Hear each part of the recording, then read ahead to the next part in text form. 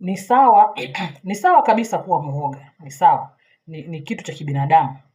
Lakini kitu ambacho si sawa ni kuendekeza uoga.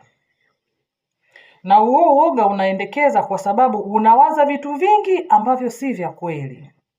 Unaogopa kuambia watu kwamba unauza ice cream kwa sababu unahisi kwenye akili yako kwamba watakucheka, kwamba watakusema, au watazikataa, au sijui namna gani.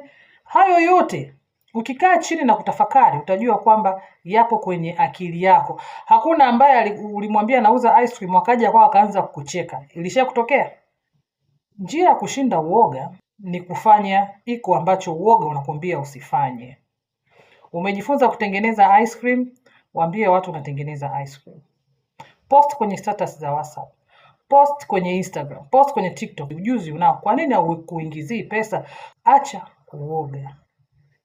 Uoga hautakuletea, hautakununulia luku.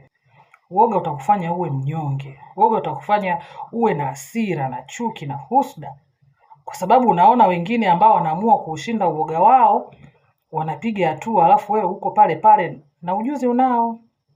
Darasa la ice cream linaanza, darasa jipya linaanza tarehe 17 mwezi wa 6, ni darasa la online. Tunajifunza kutengeneza ice cream za biashara bila kutumia mashine.